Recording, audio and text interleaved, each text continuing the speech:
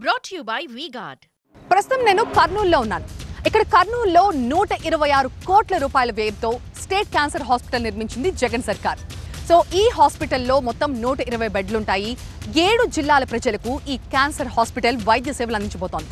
అంతేకాదు ఇక్కడ పేషెంట్స్ కి ట్రీట్మెంట్ కోసం 54 కోట్ల రూపాయలు వెచ్చించి అమెరికా నుంచి ప్రత్యేకమైన అత్యాధునిక పరీక్షలు కూడా తెప్పిస్తున్నారు.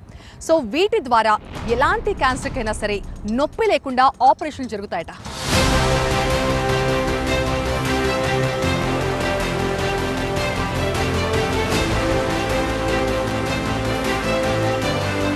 విద్య, వైద్యం ప్రజా జీవితంలో ఇవి ప్రధానమైన పాత్ర పోషిస్తాయి. అందుకే కాలానుగుణంగా మార్పులు చేస్తూ ప్రజల ముంగిట్లోకి మెరుగైన వైద్య సేవలు అందుబాటులోకి తీసుకొచ్చింది ప్రభుత్వం.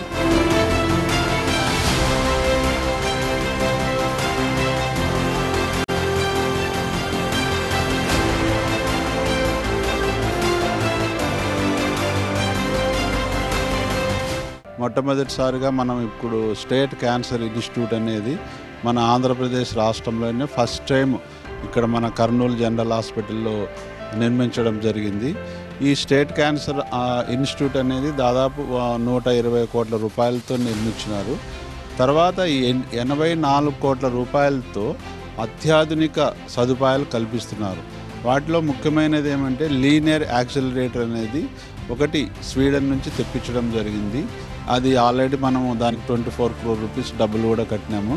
సో ఆ విధంగా మోస్ట్ మోడర్న్ కరెంట్ థెరపీ ఇవ్వడానికి కూడా మన రాయలసీమ వాసులకు కానీ పక్క జిల్లా వాసులకు కానీ ఈ సదుపాయం ఎంతో ఉపయోగపడుతుంది.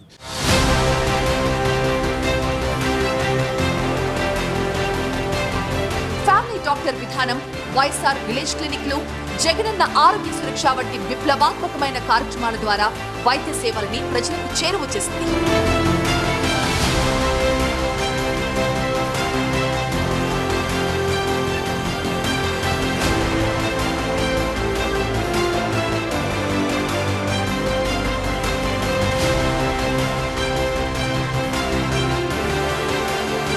తర్వాత దాంతోపాటు ఈ క్యాన్సర్ ఇన్స్టిట్యూట్కి సపరేట్గా ఒక సిటీ స్కాను, ఒక ఎంఆర్ఐ స్కాను, తర్వాత పెట్ స్కాన్ అనేది మీరు వినింటారు. కర్నూలులో బహుశా పెట్ స్కాన్ గవర్నమెంట్ సెటప్లో ఉండడం ఇదే ప్రథమం. కాబట్టి ఇటువంటి అత్యాధునికమైనటువంటి పరికరాలతో ప్లస్ 5-6 డిపార్ట్మెంట్స్ అనేటివి కూడా కొత్తగా ఇక్కడ క్రియేట్ చేయడం జరిగింది.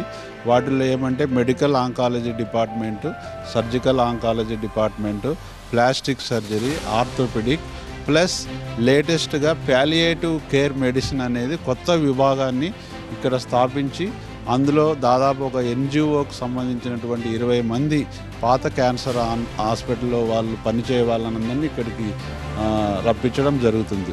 గవర్నమెంట్ హాస్పిటల్లో కూడా రష్ కూడా ఎక్కువ అవుతుంది. ఎందుకంటే అన్ని సూపర్ స్పెషాలిటీ సర్వీసెస్ అన్నీ ఇక్కడ అందుతున్నాయి.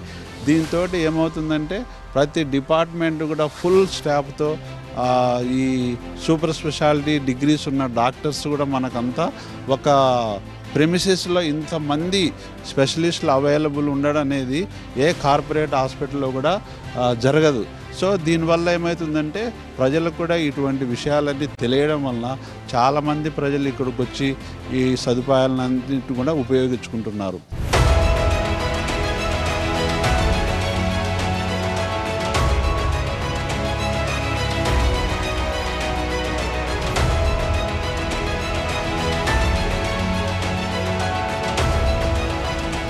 గత 5 ఏళ్ల కాలంలో ఉమ్మడి కర్నూలు జిల్లాలో వైద్య రంగంలో గణనీయమైన అభివృద్ధి చేశామని చెప్తోంది వైసీపీ సర్కార్.